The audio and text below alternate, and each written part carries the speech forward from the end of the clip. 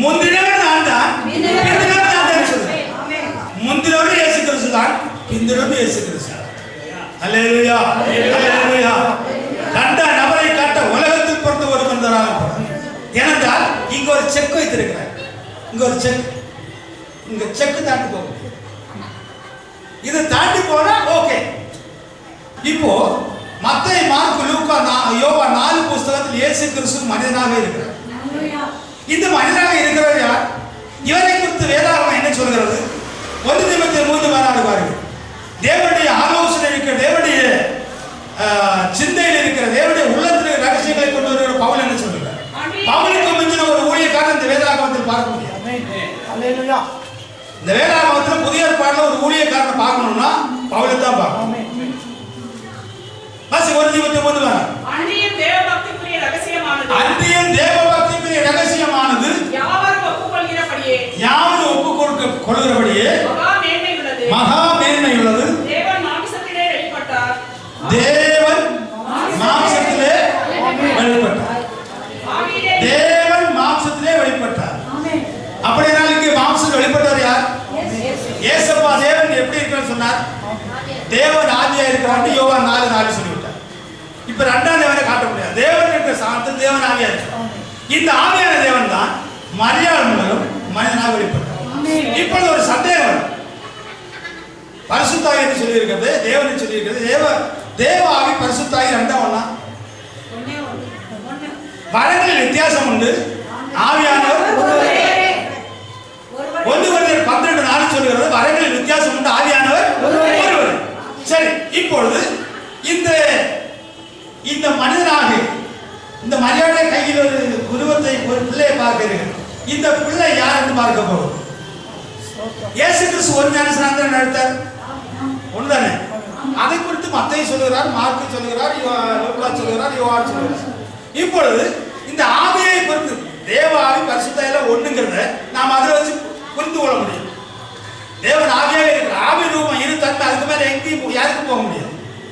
பழைய ஏற்பாட்டில் இங்க தூதனானவராக தரிசனம் கொடுத்தவர் தான் உடன்படிக்கை பெற்றுக் கொள்வார். அவர் தான் ஆலயத்துக்கு வந்து பேசுறார். அவர் தான் நம்மை ஆலயம் எங்கேயும் போக முடியாது, யாருக்கும் போக முடியாது. அல்லேலூயா, அல்லேலூயா. இங்கே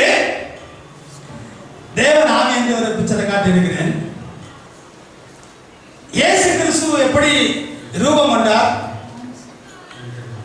மத்தேயு 1:18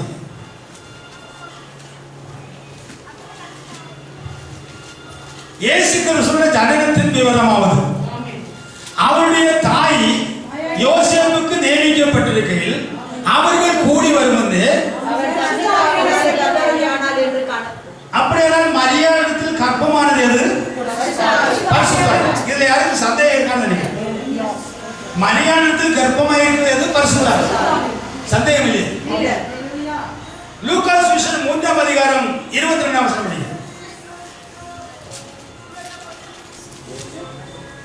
லூக்கா 3:22. ஆவியானவர் ரூபம் கொண்டு, பரிசுத்தாவின் ரூபம் கொண்டு புறாவை போல அவர்கள் மேல் இறங்கினார். புறாவை போல இயேசு கிறிஸ்துவின் மேல் இறங்கினார். வானத்திலிருந்து போது பாருங்க. இப்போ இந்த மரியாதையில் இருக்கிறது பரிசுத்தாவின் உள்ளார். 30 ஆண்டுகளுக்கு பின்பு இவர் இங்கே வருகிறார் ஞானஸ்நானம். அவர் மேல் இறங்குறது யாரு? பரிசுத்தாவி. 2 பரிசுத்தாவி உண்டோ? தேவன் தமக்கு ரூபத்தை எடுக்கிறார். அவர் இங்கே வந்து இருக்கிறார். அவர் மேல் அவர்தான் இறங்குகிறார். எதற்காக? யோவானுக்கு அடையாளம் காட்டுவதற்காக. அல்லேலூயா. யோவான் சொல்கிறார், நான் இவரை அறியாது இருந்தேன்.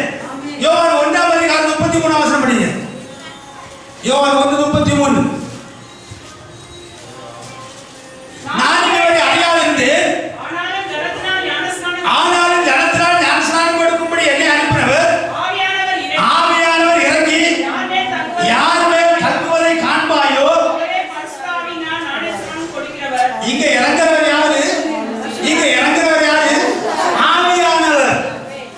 ஆவியானவர் யார் மேல் இறங்கி தங்குவதை காண்பாயோ அவர்தான் பரிசுத்தாவி நமக்கு தருவார்.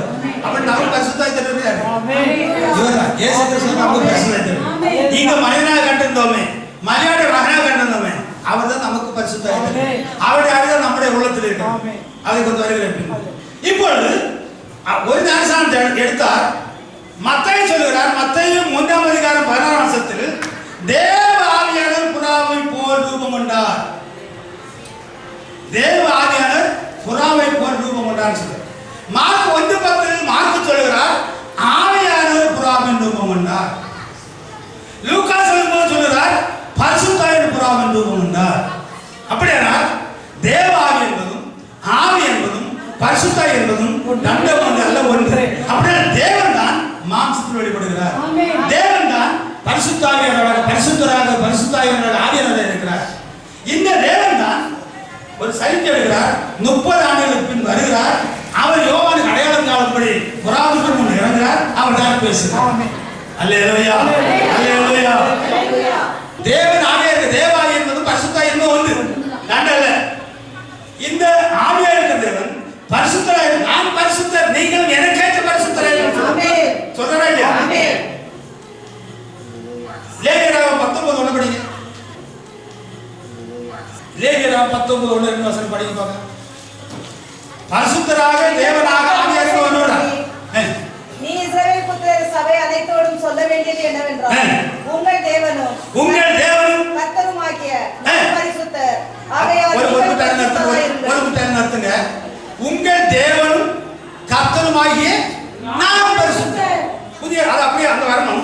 அதை அப்படியே வச்சுட்டு புதிய பாட்டு பாருங்க. கர்த்தர் யாருன்னு பாருங்க. 2 கொரிந்தியர் 4:5 படிங்க. 2 கொரிந்தியர் 4:5.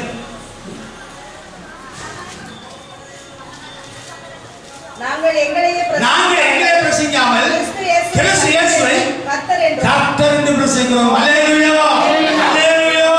அப்படி யார் கர்த்தர்? கிறிஸ்து இயேசு தான் கர்த்தர். கர்த்தரும் தேவனும் ஆகிய நான். ரோமர் 9:5 பாருங்க.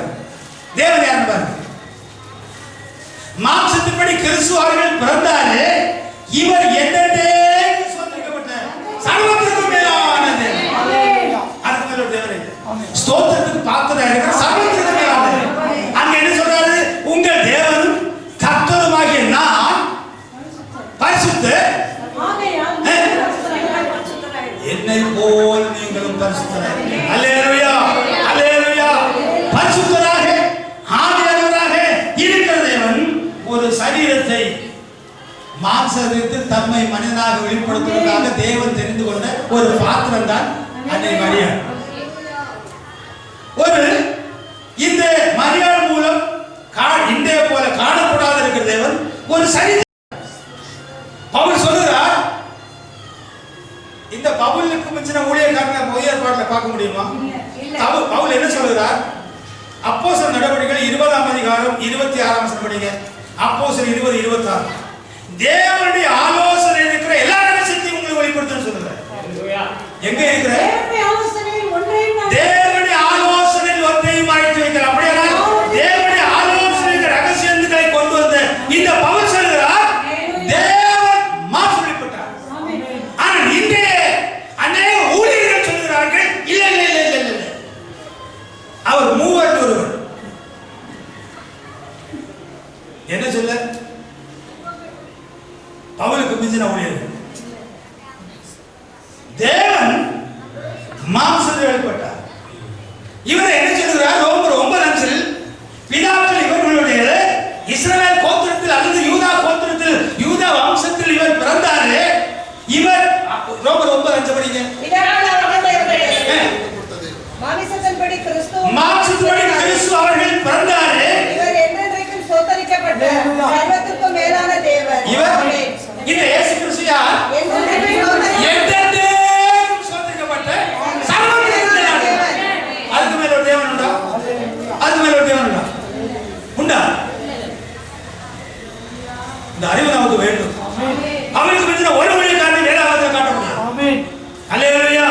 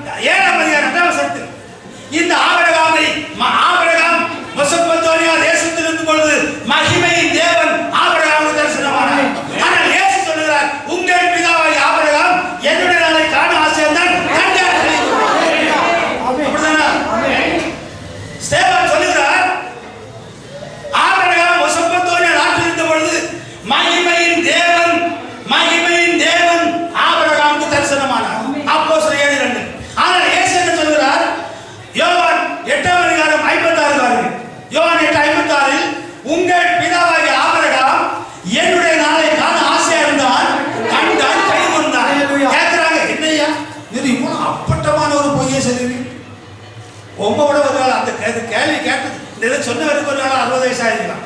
இவருக்கு 30 வயசு 33 வயசு தான் ஆச்சு. உமக்கு இந்த 50 வயசு கூட ஆகவில்லையே. ஆயிரக்கணக்கான வருஷத்துக்கு முன்னே இருக்கிற எங்கள் ஆபிரகாமை நீர் கண்டீரோ? அதுக்கு என்ன பதில் சொல்கிறார்? ஆபிரகாம் உண்டாவதற்கு முன்னமே நான் இருக்கிறேன். அப்படி இயேசு கிறிஸ்துவை யாரால் அறிய வேண்டும்? எல்லாரும் என்று தோன்றுகிறார். அங்கே பாதிக்கிறவங்க சொல்லுவாங்க, இவர் தான் அங்க எல்லாம் வந்தவர். இயேசுக்கு அங்க யெகோவா சொல்றதுல ஒரு சிலர் சொல்லுவாங்க, யெகோவா சாட்சி சொல்லுவாங்க, யெகோவா வேற இயேசு கிறிஸ்து வேற. யெகோவா தான் தேவன், இயேசு கிறிஸ்து யாரா? மனிதனா. நல்ல ஒரு சுவிசேஷம். அப்படியா? யாத்ராபுஸ்தகம் 6ஆம் அதிகாரம் 3ஆம் வசனம் படிங்க. யாத்ராபுஸ்தகம் 6ஆம் அதிகாரம் 1ஆம் வசனத்தில் அப்பொழுது கர்த்தர் மோசேயை நோக்கி 2ஆம் வசனத்தில் சொல்கிறார், நான் யெகோவா. 3ஆம் வசனத்தில் சொல்கிறார், ஆபிரகாம் ஈசாக்கு யாக்கோபுக்கு நான் சர்வவல்லமை தேவன் நாமத்தில் அடையப்பட்டேன், ஆனாலும் யெகோவா என்ற என் நாமத்தை அடையவில்லை. யாக்கோபு ஆபிரகாம் ஈசாக்கு எல்லாம் யெகோவா போய் அவங்ககிட்ட போய் யெகோவா தெரியுமா கட்ட தெரியாது சொல்லுவாங்க. ஏன்னா இந்த யெகோவா நாமத்தை வெளிப்படுத்துவாங்க. மோசேக்கு தான் முதலாக யெகோவா நாமத்தை வெளிப்படுத்துவார். அது எது வரையிலும்? சிலுவை வரையிலும். பின்பு எல்லா நாமாய் இயேசு நாமத்தை கொடுத்து விட்டார். அந்த நாமத்தில் தான் வானோர் பூதத்தோர் பூமி கிழாரோர் அத்தனை காலம் உள்ளது. அல்லேலூயா, அல்லேலூயா. இயேசுவின் நாமம் தொழுகைக்குரிய நாமம். இயேசுவின் நாமம் பாவத்தை மன்னிக்கிற நாமம். இயேசுவின் நாமம் பிசாசை தகர்த்த நாமம். இயேசுவின் நாமம் நம்முடைய மரணத்துக்கு அதிகாரிய பிசாசை தகர்க்கிற நாமம். மரணத்தை மாற்றும் நாமம். இயேசுவின் நாமம் எல்லா நாமத்துக்கும் மேலானது. இயேசுவின் நாமம் உன்னதத்துக்கு நம்மை இயேசுவின் நாமம் மருத்துவரை எழுப்பும் நாமம். இயேசுவின் நாமம் நம்முடைய பலத்தை நீதிக்கும் நாமம். இந்த நாமத்துக்கு முன்பாக பிசாசுகள் வணங்குகிறது. பிசாசுகள் தேவன் ஒருவர் சொல்லி ஆனால் மனுஷன் தான் என்ன பண்றாங்களா? இல்ல இல்ல இல்ல இல்ல, நாங்க மூணு பேர் எங்களுக்கு எங்க பாக்கியார் படிச்சு தந்தாரு, எங்க குரு படிச்சு தந்தாரு. 3 பேர் இருக்காங்க. அந்த தேவனுடைய உள்ளத்தில் இருக்கிற ரகசியங்களை கொண்டு இருக்கிற பவுல் சொல்கிறார், தேவன் மாம்சப்பட்டார் என்றும் இவர் சர்வத்துக்கு மேலான தேவன் என்றும் மகிமை கர்த்தரை தான் சிலுவையில் அறைந்தார் என்றும் கர்த்தரை ஆவியார் என்று சொல்லி முடிச்சிட்டார். சொல்ல போனா இயேசுவே கிறிஸ்து. ஆமென். சொல்றாரா? இயேசு கிறிஸ்து அல்ல. அப்போஸ்தலர் நடவடிக்கைகள் 17ஆம் அதிகாரம் 3ஆம் வசனத்தில் இயேசுவே கிறிஸ்து என்று சொல்கிறார். அப்போஸ்தலர் நடவடிக்கைகள் 18ஆம் அதிகாரம் 5ஆம் வசனத்தில் இயேசுவே கிறிஸ்து என்று சொல்கிறார். அந்த 2 கொரிந்தியர் 4:5 நாங்கள் எங்களை பிரசங்கினால் கிறிஸ்துவை கர்த்தர் பிரசங்கிக்கிறார். அப்போ அந்த 2 கொரிந்தியர் 3:17 கர்த்தரை ஆவியார் முடிஞ்சு போச்சு. கிறிஸ்துவை கர்த்தரை ஆவியார். தேவன் மாம்சப்பட்டார். இவரை என்ன நீங்க சொல்றீங்க? சர்வதர்ம எங்க போக முடியும்? சரி, இந்த பவுலுடைய சுவிசேஷம் யாரா வந்தது? பவுல் அழைக்கிறது யாரு? இயேசு கிறிஸ்து அழைக்கிறார். எல்லாருக்கும் தெரியும். அப்போஸ்தலர் 9ஆம் அதிகாரத்துல இயேசு கிறிஸ்து பவுல் அழைக்கிறார். நேரடியாக இந்த பவுல் சுவிசேஷத்தை பிரசங்கம் யாரால வந்தது? கலாத்தியர் 1ஆம் அதிகாரம் 11-12 படிங்க. கலாத்தியர் 1ஆம் அதிகாரம் 11-12. மேலும் சகோதரரே, என்னால் பிரசங்கிக்கப்பட்ட சுவிசேஷம், என்னால் பவுல் சொல்கிறார், என்னால் பிரசங்கிக்கப்பட்ட சுவிசேஷம் மனுஷருடைய யோசனையின்படி அல்ல என்று உங்களுக்கு தெரிவிக்கிறேன். நான் அதை ஒரு மனுஷனால் பெற்றதும் அல்ல, கற்றதும் அல்ல. இயேசு கிறிஸ்துவே அதை எனக்கு வெளிப்படுத்தினார். இயேசு கிறிஸ்து நான் சுவிசேஷம், நாம் பிரசங்கிக்கிற சுவிசேஷம் இயேசு கிறிஸ்துவால் வெளிப்படுத்தப்பட்டது. இதை நான் மனிதனிடம் கற்றதல்ல, மனிதனிடம் பெற்றதல்ல, இயேசு கிறிஸ்து எனக்கு வெளிப்படுத்தினார். இந்த சுவிசேஷத்தை ஒருத்தர் மறக்க முடியுமா? மறுதலிக்க முடியுமா? ஆனால் இன்றும் மறுதலித்து 95% ஜனங்களும் இந்த வேத சத்தியத்தை மறுதலிக்கிறார்கள் என்றால் ஏசப்பா சொன்ன தீர்க்க தரிசனம் நிறைவேறும். பவுல், பேதுரு, யோவான் போன்றவர்கள் சொன்ன தீர்க்க தரிசனம் நிறைவேறும். இதெல்லாம் தப்பித்துக் கொள்ள வேண்டும். கடைசி நாட்களில் வேத சத்தியம் தூஷிக்கப்படும், பொய்யான அற்புதங்கள் அடையாளம் நடக்கும். சத்தியத்தின் மேல் விசுவாசத்தை வைக்காதபடியினால் பொய்யை விசுவாசிக்கத்தக்கதாக கொடிய வஞ்சகத்தை தேவன் அவர்களுக்குள்ளே அனுப்புவார். திரும்பியாக வேண்டும். அதெல்லாம் திரும்பியாக வேண்டும். இயேசப்பா சொன்னார் மத்த 24:24 கடைசி நாட்களில் அநேக கள்ள அதிகிறிஸ்துக்களும் கள்ள தீர்க்கதரிசிகள் எழுப்பி கூடுமானால் தெரிந்து கொள்ளப்பட்டவர்களை வஞ்சிக்கத்தக்கதாக அநேக அற்புதங்களை அடையாளம் செய்வார்கள். அது நடந்து கொண்டிருக்கிறது. இந்த அற்புதங்கள் செய்கிறவர்கள் வேதாகமத்திற்குள் நுழையவில்லை. இயேசப்பா 12 சீசர்களை தெரிந்து கொண்டார். மனிதனாக இருக்கும்போது இந்த சொல்கிறார், பிதாவே உலகத்தில் தெரிந்தெடுத்து நீர் எனக்கு தந்த இவர்களுக்கு உம்முடைய நாமத்தை வெளிப்படுத்தினேன். யோவான் 17:6. போகும்போது சொன்னார் 9:19 வசனம் வாசிக்கும் பொழுது, நான் உலகத்திற்காக வேண்டிக் கொள்ளவில்லை, நீர் எனக்கு தந்த இவர்களுக்காக வேண்டிக் கொள்கிறேன். பரிசுத்த பிதாவே, நான் உம்மிடத்தில் வருகிறேன். நான் இதுவரை உம்முடைய நாமத்தினால் இவர்களை காத்துக் கொண்டேன். நீர் வேண்டுமானால் உம்முடைய நாமத்தினால் இவர்களை காத்துக்கொண்டேன். சரி, அடிச்சாலும் சரி, தின்னாலும் சரி, எது செய்தாலும் சரி, எனக்கு தெரியாது. யார் நீர் எனக்கு தந்த வேலையை முடிச்சுட்டு பின்பு அவர்களை வழி நடத்த வேண்டியது தேவனுடைய வேலை. அவர்கள் என்ன செய்தாலும் சரி. இதர வசனத்தில் சொல்கிறார், நான் உலகத்திற்காக வேண்டிக் கொள்ளவில்லை, நீர் எனக்கு தந்த இவர்களுக்காக இவர்கள் மூலம் என்னுடைய வார்த்தையை விசுவாசிக்கிறார்கள். அவர்கள் மூலம் இருக்கிற வார்த்தைகளை விசுவாசிக்கிறார்களா? எங்க போய் நிற்பாங்க? அன்னைக்கு தான் சொல்லுவாங்க, அன்னைக்கு தான் சொல்ல போறாங்க. கர்த்தாவே கர்த்தாவே எப்படி சொல்லுவாங்களா? பைபிள் கர்த்தர்னா என்ன சொல்லுது? கர்த்தர்னா பைபிள் என்ன சொல்லுது? ஏசாயா 63:16 சொல்லுது, தேவரீர் எங்கள் பிதாவாய் இருக்கிறீர், ஆபிரகாம் எங்களை அறியான், கர்த்தாவே நீர் எங்கள் பிதாவும் எங்கள் இரட்சகருமாய் இருக்கிறீர். ஏசாயா 64 என்று சொல்லுகிறது, இப்பொழுது கர்த்தாவே நீர் எங்கள் பிதா, நாங்கள் களிமண், உம்முடைய கரத்தின் கிரியை என்று சொல்லுது. மோசே இஸ்ரவேல் ஜனங்களை பார்த்து உபாகமம் 31:6 வசனத்தில் என்ன சொல்கிறார்? விவேகமில்லாத மதிகெட்ட ஜனங்களே, இப்படியே கர்த்தருக்கு பதிலளிப்பது, அவர் உங்களை ஆட்கொண்டு பிதாவல்லவா, கர்த்தர் பிதாவல்லவா.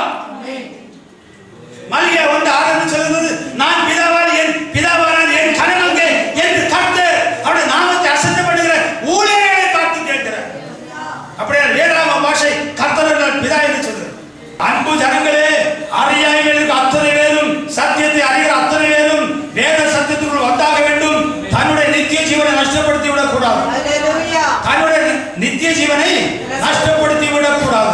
ஒருவன் மல்யுத்தம் பண்ணினாலும் சட்டத்தின்படி பண்ணாவிட்டால் அவன் முடிசூட்டப்படார். இந்த பவுல் அப்போஸ்தலன் தேவனுடைய மனுஷனானால், இங்கே இருக்கிற 12 அப்போஸ்தலன் தேவனுடைய மனுஷர்களானால், இந்த வேத வாக்கியங்கள் தேவனுடைய ஆவியினால் அருளப்பட்டது உண்மையானால், இந்த வேத வாக்கியங்களுக்கு நாம் கீழ்ப்படிந்தாக வேண்டும். அல்லேலூயா, அல்லேலூயா. அப்படி செய்தால் நித்திய ஜீவனை சுதந்திரிக்க முடியும். அல்லாவிட்டால் சுதந்திரிக்க வழி ஒரு வழியும் ஒரு வழியும். இங்கே இந்த பவுல் இந்த இயேசு இந்த பவுலை யார் அழைப்பது? இயேசு கிறிஸ்து அழைக்கிறார். இயேசு கிறிஸ்து அழைத்து சத்தியத்தை தேவனுடைய சத்தியம். பவுலை எதற்காக அழைக்கிறார்? பவுலை அழைத்த நோக்கம் என்ன? ஒரே வசனத்தில் அவருடைய சாராம்சம் இருக்கிறது. அப்போஸ்தலர் 26 12 வசனம் படிங்க. இந்த பவுல் மூலம் அல்லாமல் யாரும் எந்த காரியத்தையும் ஜெயிக்க முடியாது. அப்போஸ்தலர் 26:18 இங்கே அதாவது தேவன் பவுலை சந்திக்கிறார், அவர் கீழே விழுகிறார், கண்ணு பீசாகிறது. ஆண்டவரே நீர் யார்? அது எந்த நேரத்தில் தெரியுமா? நாம வெளிப்படுத்தல பார்க்கிறோம். அந்த ராஜ்யத்துல சந்திரன் இல்ல, சூரியன் இல்ல, தேவனாய் கர்த்தருடைய மகிமை அந்த ராஜ்யத்தை பிரகாசிக்கிறது. அந்த தேவனாய் கர்த்தர் யார்? இந்த அப்போஸ்தலர் 26:13 சவுல் சாட்சி கொடுக்கிறார் ராஜாவுக்கு. ராஜாவே, மத்தியான வேளையில் சூரியனுடைய பிரகாசமாகிய ஒரு ஒளி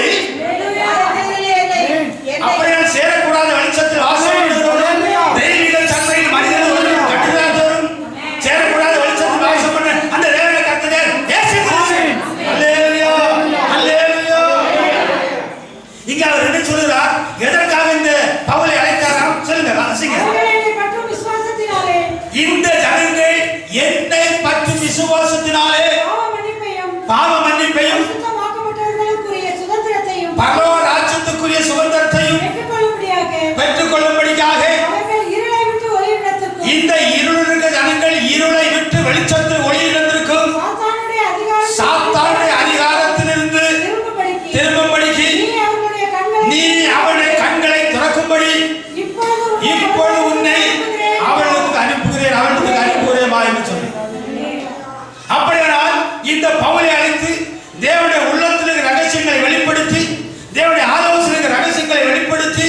இந்த ஜனங்களை அழைத்து நீ அவருடைய கண்களை திறக்க வேண்டும். பரலோகராஜ்யத்தை அவர்கள் இந்த ஒளியின் அதிகாரம், இந்த இருளின் அதிகாரத்தை விட்டு ஒளியின் அதிகாரத்திற்கும் பரலோகராஜ்யத்துக்கு பரிசுத்தவான்களாக தகுதியாக்கி வைத்திருக்கிற அந்த இடத்திற்கும் நீதான் ஜனங்களை ஆயத்தப்படுத்த வேண்டும் என்று சொன்னார். இந்த பவுலை இப்படி ஒரு காரியத்தை, இப்படி ஒரு பெரிய உத்தரவாதத்தை கொடுத்து அழைத்து வைத்திருக்கிற இந்த பவுலுக்கு மிஞ்சின ஊழியர்கள் அவர்களும் கேட்டு ஜனத்தையும் கேட்டு நேராக வழிநடத்துகிறார். இந்த பவுலை எதற்காக அழைத்தார்? ஜனங்களுடைய கண்களை திறந்து அந்த ராஜ்யத்துக்கு கொண்டு போக முடியும். இவர் எப்பொழுது அழைக்கிறார்? அப்போஸ்தலர் 9ஆம் அதிகாரத்தில் அழைக்கிறார். 9ஆம் அதிகாரத்தில் அதிகார பத்திரம் வாங்கி வருகிறார். அப்பொழுது சேரக்கூடாத வெளிச்சத்தில் வாசகனுடைய அப்பா தொடுகிறார். 3ஆம் வசனத்தில் அவர் தொட்ட பொழுது இவர் விழுகிறார். 4ஆம் வசனத்தில் விழுந்து விட்டார். 5ஆம் வசனத்தில் கேட்கிறார், ஆண்டவரே நீர் யார்? அதற்கு கர்த்தர் நீ துன்பப்படுத்துற இயேசு நானே. அதற்கு கர்த்தர் நீ துன்பப்படுத்துற இயேசு நானே. 10ஆம் வசனத்தை 11ஆம் வசனம் பார்த்தோம்னா அங்க அனனியா என்ற ஒரு சீசன் இருக்கிறார். அந்த அனனியாவுக்கு கர்த்தர் தரிசனமாகிறார். அனனியாவே, ஒரு கண்ணு பீசாய் கிடக்கிறான்டா, நீ வந்து உன் பரிசுத்த அலங்கார கையை அவன் மேல் வை. ஒரு ஆழத்தை பார்க்கணும். 13ஆம் வசனத்தில் அவர் என்ன சொல்றார் தெரியுமா? அதற்கு அனனியா, ஆண்டவரே, இந்த மனுஷன் எருசலேமில் உம்முடைய பரிசுத்தவான்களுக்கு எதிராக. அப்படியானால் இந்த பரிசுத்தவான்கள் யார்? சீசர்கள் யார்? தேவனுடைய பரிசுத்தவான்கள், இயேசு கிறிஸ்துவின் பரிசுத்தவான்கள். உம்முடைய பரிசுத்தவான்களுக்கு எத்தனையோ தீமையை செய்தான் என்று அவனை குறித்து நான் அறிந்திருக்கிறேனே. இங்கேயும் உம்முடைய நாமத்தை தொழுது வந்த அவரை. யாரை தொழுது கொள்ளணும்? யாரை தொழுது கொள்ளணும்? இயேசப்பா இருக்கிறார். பிதாவை எங்கும் தொழுது கொள்ளும் காலம் பிதாவை தான் தொழுது கொள்ளணும். அப்படித்தானே? ஆனால் இங்க அப்போஸ்தலர் காலத்தில் யாரை தொழுது வந்தார்கள்? இங்கேயும் உம்முடைய பவுலை யாரு தொட்டது? கர்த்தர். 5ஆம் வசனத்துல அதுக்கு கர்த்தர் நீ துன்பப்படுத்துற இயேசு நானே. இந்த பவுலை யார் துன்பப்படுத்தினார்? 5ஆம் வசனம் படிங்க. 5ஆம் வசனம். அதற்கு அவன், ஆண்டவரே, நீர் யார் என்றான். அதற்கு கர்த்தர், நீ துன்பப்படுத்துற இயேசு நானே. முள்ளில் உதைக்கிறது உனக்கு கடினமாம் என்றார். இப்போ இந்த பவுல் அப்போஸ்தலன் யாரை துன்பப்படுத்தினார்? பரிசுத்தாயை பெற்ற பிள்ளைகள் தானே. பரிசுத்தாயை பெற்ற பிள்ளைகள் தானே. ஏசப்பா கேட்கிறார், என்னை துன்பப்படுத்துகிறார். அப்படின்னா யார் இந்த பரிசுத்தாயினர்? இயேசு கிறிஸ்து. நீ என்னை துன்பப்படுத்துகிறார் சொன்ன உடனே அவனுக்கு கத்த நீ துன்பப்படுத்துற இயேசு நானே. அனனியாவை கூப்பிடுறாரு. 10ஆம் வசனம் 11ஆம் வசனம் பார்த்தா அனனியாவுக்கு கர்த்தர் தரிசனமானார். கர்த்தர் தான் தரிசனமானாரு. அனனியா என்ன சொல்றாரு? இங்கேயும் உம்முடைய நாமத்தை தொழுது யாவரையும் கட்டும்படிக்கு வந்து. அப்படியானால் அப்போஸ்தலர் காலத்தில் யார் தொழுதாங்க? பிதாவின் நாமமாக எந்த நாமத்தை தொழுதாங்க? இயேசு நாமத்தை. இன்னும் எந்த நாமத்தை தொழுறாங்க? யார் தொழுறாங்க? நீங்களும் நான் தொழுறோம். பிதாவுக்கு சோத்திரம், குமாரனுக்கு சோத்திரம். ஏன் பரிசுத்தாய் போச்சிடக்கூடாது? பரிசுத்தாய் இருக்கிறது. இந்த பைபிள்ல எத்தனை பிதா இருக்காங்க தெரியுமா உங்களுக்கு? ஆபிரகாம் பிதாங்க. ஆபிரகாம் பிதா தான். ஆனா இன்னும் பேர் இல்லாத ஒரு பிதா இருக்காங்க. நீங்கள் உங்கள் பிதாவாகி பிசாசினால் இருக்கிறார்கள். இப்ப இவங்க சோத்திரம் போட்டது யாரு பிதாவுக்கு போச்சு? எந்த பிதாவுக்கு போச்சு? இங்க குமாரர்கள் இருக்காங்களா? பைபிள்ல இயேசுதான் குமாரனா இல்ல வேற குமாரன் இருக்காங்க? வேற குமாரன் இல்லையா? பைபிள்ல இயேசுதான் குமாரனா வேற குமாரன் இருக்காங்க? யாத்திரா 4ஆம் அதிகாரம் 22ஆம் வசனம் இருக்கு. இஸ்ரவேல் என்னுடைய சிரேஷ்ட புத்திரன். அப்போது நீ பார்வோனோடு சொல்ல வேண்டியது என்னவென்றால், இஸ்ரவேல் என்னுடைய குமாரன். இஸ்ரவேல் யாரா? என்னுடைய குமாரன். இப்ப அது மூத்த குமாரனா இளைய குமாரனா? அதான் முதல் குமாரனா 2ஆம் குமாரனா? இந்த சோத்திரம் எந்த குமாரன போச்சு? இவங்க போட்ட சோத்திரம் எந்த குமாரன போச்சு? இல்ல பிரதர், எல்லாம் ஒண்ணுதான் பிரதர். எப்படி போனாலும் அங்க அவருக்கு தான் ஐயா அப்படியே சொல்லு. என்னுடைய துணி ஒருவனுக்கும் அப்படின்னு போகும்போது நிச்சயத்தோடு வரும். ஆமென். அல்லேலூயா, அல்லேலூயா. இன்னைக்கு தேவனுக்கு அநேக நாமம் உண்டுன்னு சொல்லுவாங்க. 3 நாமம் தான் தேவன் தம்முடைய தொழுகைக்காக கொடுத்துருந்தாங்க. சர்வவல்லர் யெகோவா இயேசு. சரி, அந்த யெகோவா சாட்சி சொல்லுவாங்க எல்லாம். யெகோவா வேற, இயேசு கிறிஸ்து வேற.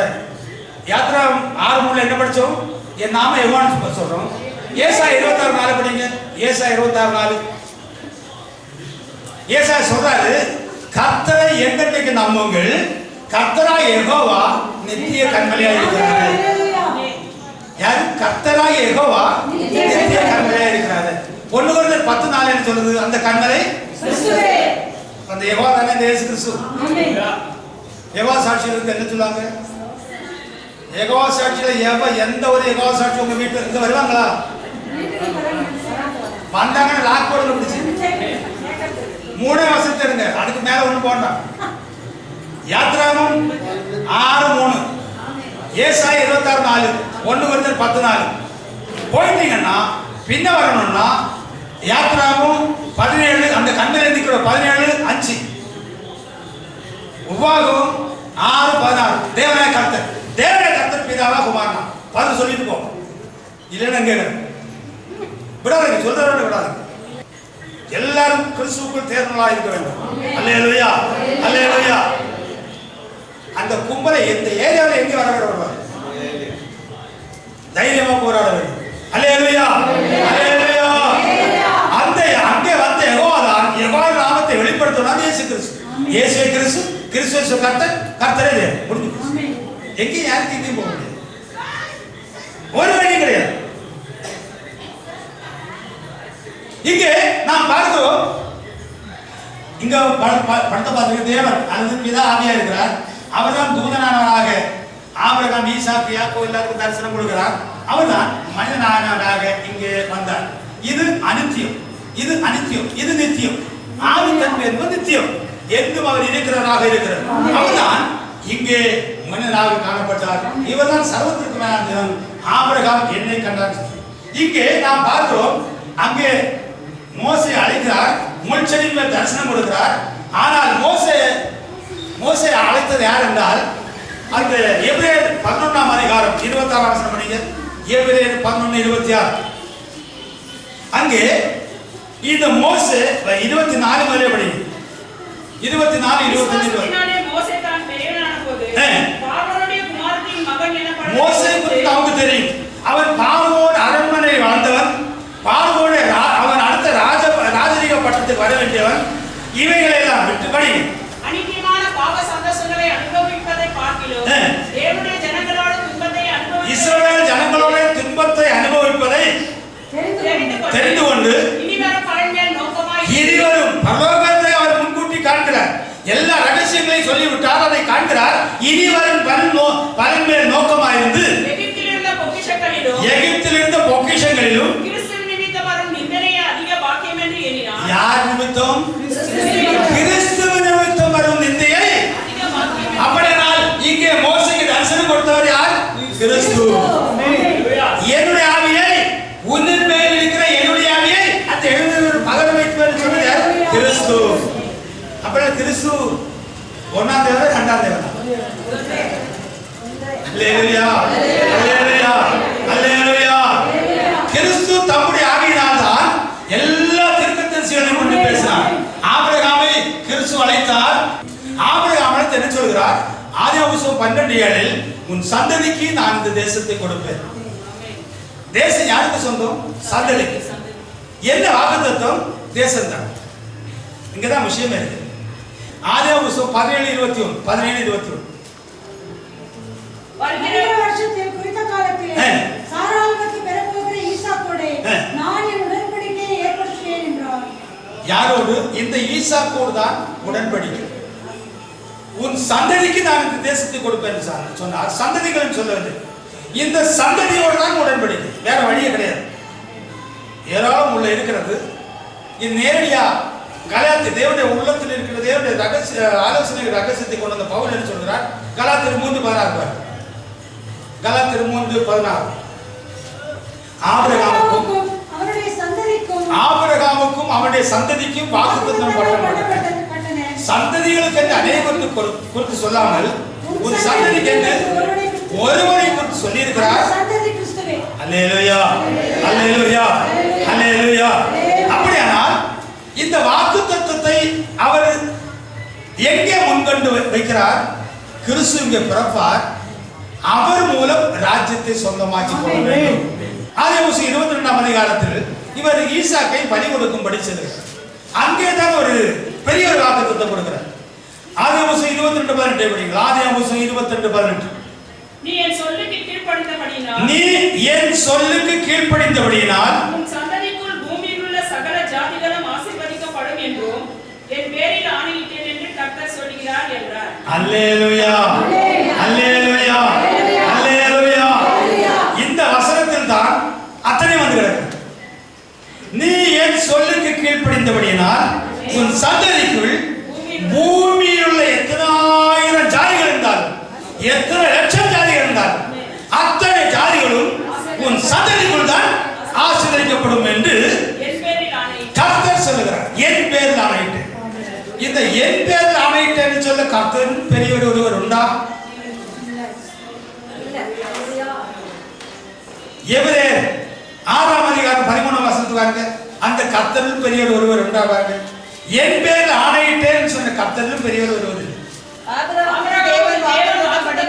அங்க சொல்ற கர்த்தர் சொல்றாங்க, இங்க ஆபிரகாமுக்கு தேவன் வாக்குத்தத்தம் பண்ணும் பொழுது ஆணையிடும்படி தம்மிலும் பெரியவர் ஒருவரும் இல்லாதபடியினாலே தமது பேரிலே தானே ஆணையிட்டார். அல்லேலூயா, அல்லேலூயா, அல்லேலூயா. ஆபிரகாம் என்னுடைய நாளை காண ஆசையாயிருந்தான், கண்டான், கைகூர்ந்தான்.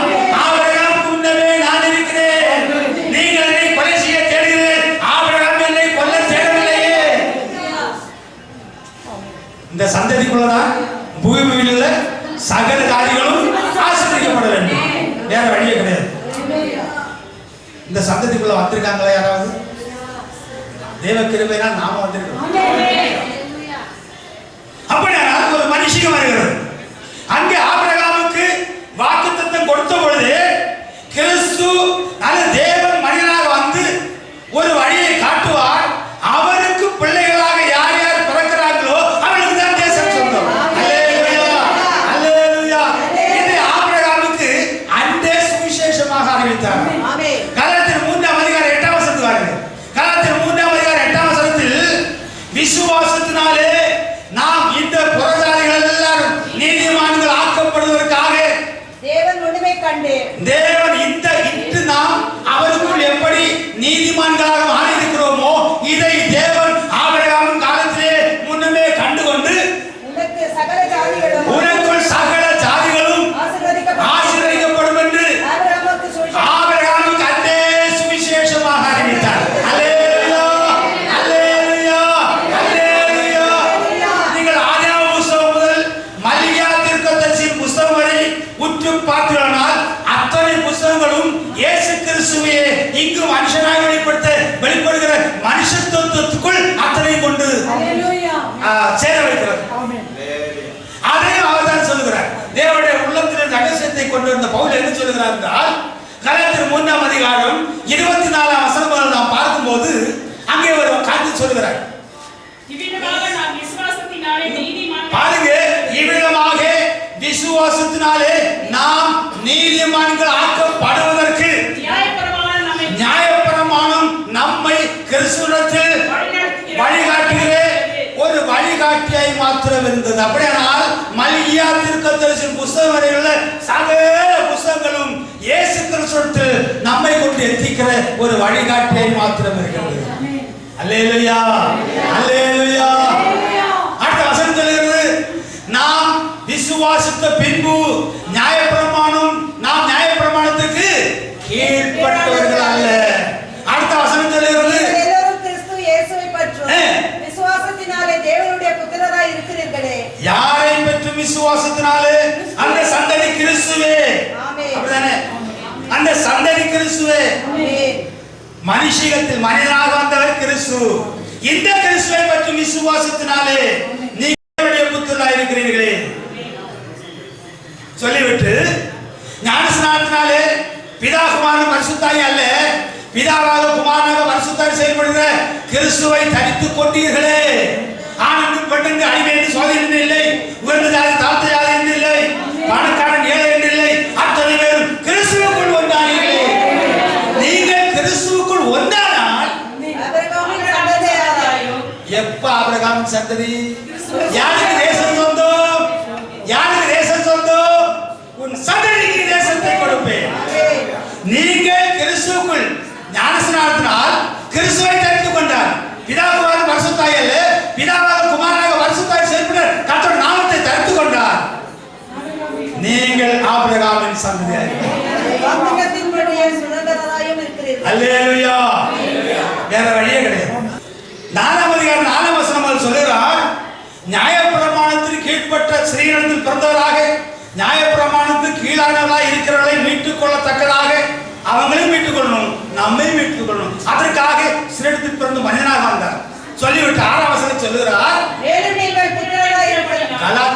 இயேசு கிறிஸ்துவை தரித்துக் கொண்டவர்கள், பிதாகுமாரனை தரித்துக் கொண்டவர்கள், ஞானஸ்நானத்தில் இயேசு கிறிஸ்துவை தரித்துக் கொண்டவர்களை பார்த்து சொல்லுகிறார், நீங்கள் புத்திரராய் இருக்கிறபடியினால் அப்பா பிதாவே என்று கூப்பிடத்தக்கதாக இயேசு கிறிஸ்து ஆகியை பெற்று கலாத்திய சபையை பார்த்து சொல்லுகிறார், அவருடைய ஆகியை பெற்ற நீங்கள் அப்பா பிதாவே என்று அப்பா பிதாவை அவரை கூப்பிடத்தக்கதாக தேவன் தமது ஆவியான தேவன் அவரை ரூபமாய் இருந்து இயேசு கிறிஸ்து ஆவியை உங்கள் இதயத்தில் இருந்தார். அப்படியே நம்முடைய இதயத்தில் இருக்க ஆவி யாருடைய ஆவி? இயேசு கிறிஸ்து ஆவி 3 ஆவியா? கிறிஸ்து ஆவி இல்லாத கிறிஸ்துவர் அல்ல. கிறிஸ்து மகிமை நம்பிக்கை உங்களுக்குள் இருப்பதே அந்த ரகசியம். இங்க இருக்குது 3ஆம் நபரா? 3ஆம் நபரா? 1ஆம் நபரா? தேவனாய் பரிசுத்தாயா தேவனுடைய ஆலோசனைக்கு ரகசியத்தை கொண்டு வர ஒரு பெரிய ரகசியம் என்று சொல்லுகிறார். கொலோசர் 1ஆம் அதிகாரம் 25ஆம் வசனம் முதல் வாசிங்க. கொலோசர் 1:25 வாசிக்கும் பொழுது, ஆதி காலங்களுக்கும் தலைமுறை தலைமுறைகளுக்கும் மறைவாயிருந்து இப்பொழுது தேவன் தம்முடைய பரிசுத்தவான்களுக்கு வெளிப்படுத்த சித்தமானார். அந்த ரகசியம் என்ன? இப்ப என்ன சொல்றாரு? ஆதி காலங்களுக்கும் தலைமுறை தலைமுறைகளுக்கும் மறைவாயிருந்தது, இப்பொழுது தம்முடைய பரிசுத்தவான்களுக்கு வெளிப்படுத்த சித்தமானார். தேவ வசனத்தை அதற்காகவே நான் இந்த சபைக்கு, கிறிஸ்துவின் சரீரமாகிய சபைக்கு ஊழியக்காரனானே. அந்த ரகசியம் என்ன? வாசிங்க அடுத்தது 27. தேவனால் எனக்கு அளிக்கப்பட்ட உத்தியோகஸ்தின்படியே நான் அந்த சபைக்கு ஊழியக்காரனானே. புறஜாதிகளுக்குள்ளே விளங்கிய இந்த ரகசியத்தில் உள்ள மகிமையின் ஐஸ்வர்யம் என்ன? புறஜாதிகளுக்குள்ளே விளங்கிய ஒரு பெரிய ரகசியம் புறஜாதிகளுக்கு வந்திருக்கிறது. தேவன் அந்த இஸ்ரவேல் ஜனங்களுக்குள் தான் அவருடைய ஆவியை அனுப்பினார். அவர் தம்முடைய ஜனத்தை வெளிப்படுத்தினார். இப்பொழுது புறஜாதிகளுக்கு அந்த ஆவி வந்திருக்கிறது. என்ன ரகசியம்? என்ன மகிமையின் ஐஸ்வர்யம்? தேவன் புறஜாதிகளுக்குள்ளே ஒரு ரகசியத்தை வெளிப்படுத்துகிறார். என்ன ரகசியம்? தேவன் தம்முடைய பரிசுத்தவான்களுக்கு தெரியப்படுத்த சித்தமானார். கிறிஸ்துவானவர் மகிமை. அந்த ரகசியம் என்ன? கிறிஸ்துவானவர் மகிமை நம்பிக்கை அங்கே அல்ல, இங்கே உங்களுக்குள் இருப்பது அந்த ரகசியம். கிறிஸ்துவானவர் மகிமை நம்பிக்கை உங்களுக்குள் இருப்பது அந்த ரகசியம். அல்லேலூயா, அல்லேலூயா. 3ஆனவர் அல்ல. நாம் பார்த்தோம், பவுலை அழைத்தது யாரு? இயேசு கிறிஸ்து தானே. ஆமென். பரிசுத்தாவியானவர் 3ஆனவர் தான். அப்போஸ்தலர் 13:2 பாருங்க. அப்போஸ்தலர் 13:2. இந்த பவுலை அழைத்தது யாரு பாருங்க. அவர்கள் கர்த்தருக்கு ஆராதனை செய்து இந்த பர்னபாவும் பவுலும் எல்லாம் கர்த்தருக்கு ஆராதனை. யாருக்கு ஆராதனை? யார் கர்த்தர்?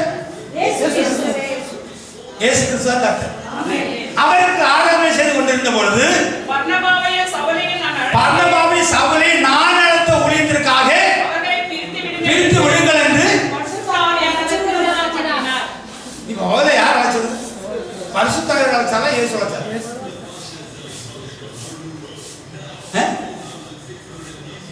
சவுலே சவுலே நீயே என்னை துன்பப்படுத்துறான்னு அழைச்சவர் யாரு? இப்ப பரிசுத்தர் சொன்னார், நான் அழைத்த ஊழியத்துக்கு அழைத்து பிரித்து விடுங்கள். அப்ப பரிசுத்தாவியானவர் இயேசு கிறிஸ்து நம்பா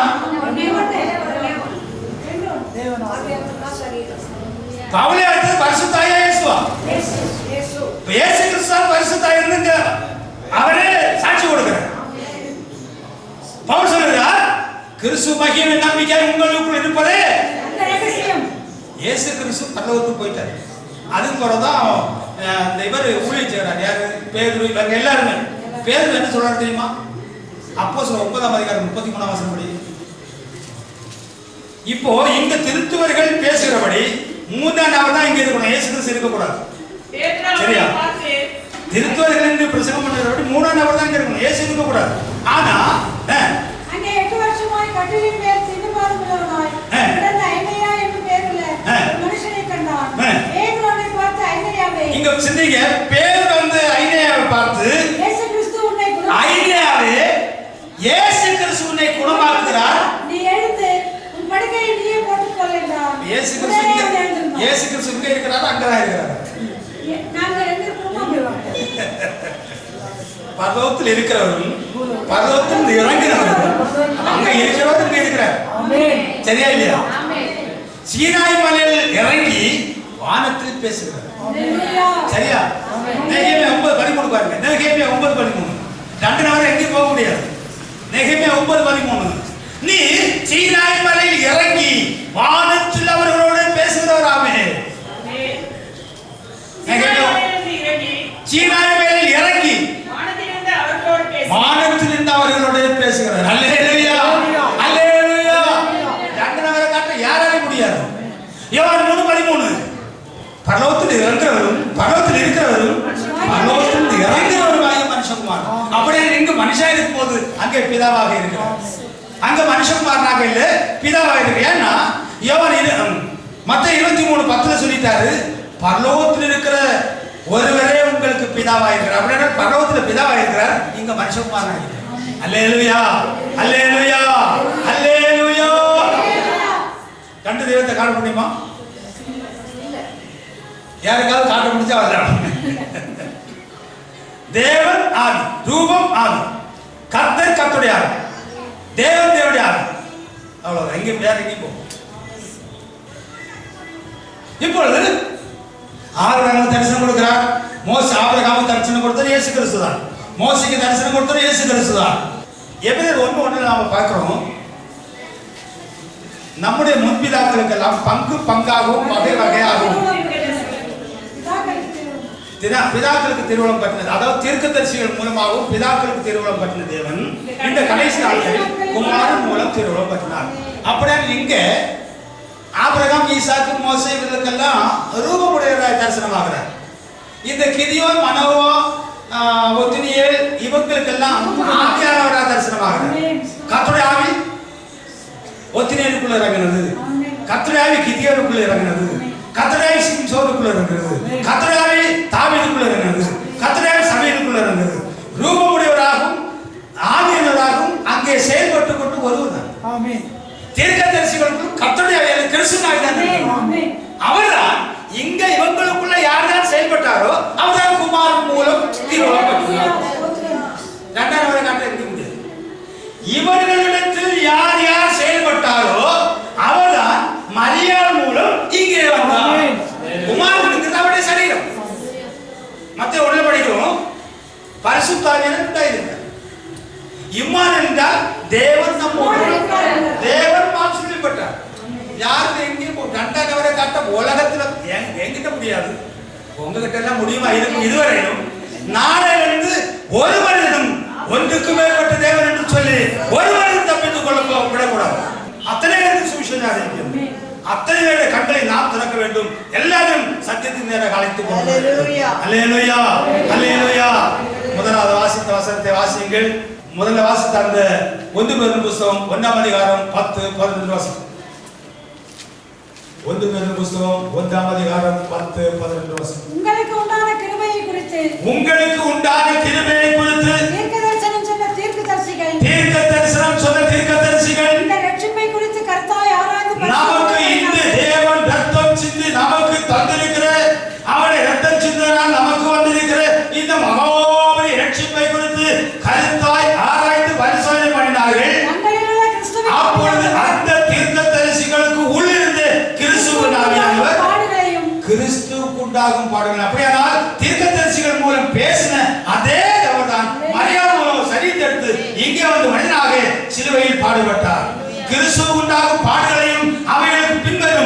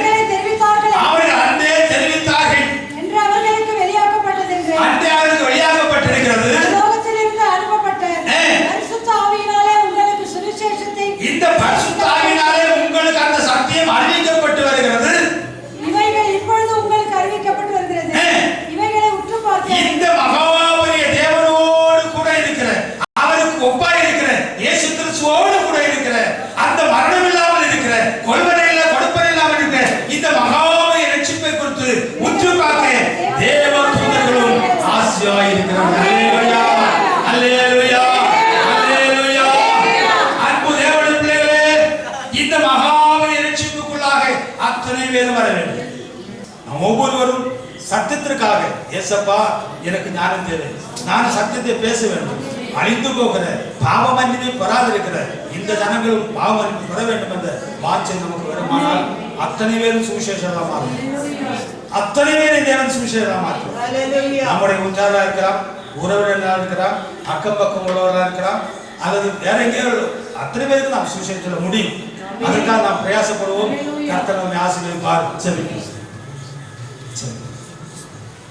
ஸ்தோத்திரிக்கிறோம் தகப்பனே, வானத்திற்கும் பூமிக்கும் அதிகாரியா இருக்கிற எங்கள் அப்பா இயேசு கிறிஸ்துவே, ஆண்டவரே உம்முடைய நாமத்தை மகிமைப்படுத்த. இயேசு கிறிஸ்து யார் என்று அறிய இருந்தவரும் இருக்கிறவரும் வருகிறாருமாயிங்க எங்கள் அப்பா இயேசு கிறிஸ்துவே, நீர்தான் எங்களோடு இருக்கிறீர்கள். ஆதி மந்தவரும் முந்தினவரும் பிந்தினவரும் இருந்தவரும் இருக்கிறவரும் வருகிறவரும் இயேசு கிறிஸ்து ஒருவர் தான் என்று அறிய எங்கள் தேவன் எங்களுக்கு தந்த கிருபைக்காய் ஸ்தோத்திரம். தேவனாய் கர்த்தர் ஒருவரை பணிந்து கொள்ள வேண்டும் என்று இயேசு கிறிஸ்து இயேசப்பா தேவனாய் கர்த்தர் தான் என்று நீரே தொழுவிக்கிறவர் என்றும் எந்த நீங்க சோதரிக்கப்பட்ட சர்வத்திற்கு வேளாண் தேவன் என்றும் நாங்கள் அறிய நீர் எங்களுக்கு தந்த கிருபைக்காய் ஸ்தோத்திரம். இந்த வார்த்தைகளை கேட்டுக்கொண்டிருக்கிற ஒவ்வொருவரையும் கர்த்தர் ஆசீர்வதிப்பார். இவர்கள் எல்லாரும் சுவிசேஷராய் மாறட்டும். இவர்கள் ஆண்டவரே உமக்கு உகந்த பாத்திரமாய் மாற தேவர்களுக்கு விசேஷத்த ஞானத்தை கொடுப்பீராக, அறிவை கொடுப்பீராக, விசேஷத்த புத்தியை கொடுப்பீராக. தேவாதி தேவனுடைய நாமத்தை எல்லாரும் மகிமைப்படுத்த, எல்லாருக்கும் கிருபை கொடுப்பீராக. தேவ கிருபை, தேவ சமாதானம் ஒவ்வொருவருக்கும் உண்டாகும். ஆவி ஆத்ம சரீரத்தை விடுதலை உண்டாகும். தேவ கிருபையால் நிரப்பும். தேவாதி தேவனே ஒவ்வொருவரும் கர்த்தாவே சபைக்கு சாட்சியர், சபைக்கு தூணாய், குடும்பத்தில் எல்லாரும் ஆசீர்வாதம் கர்த்தர் கிருபையால் ஆசீர்வதித்து ஆசீர்வாதத்தின் பாதையில் நடத்துச்சு.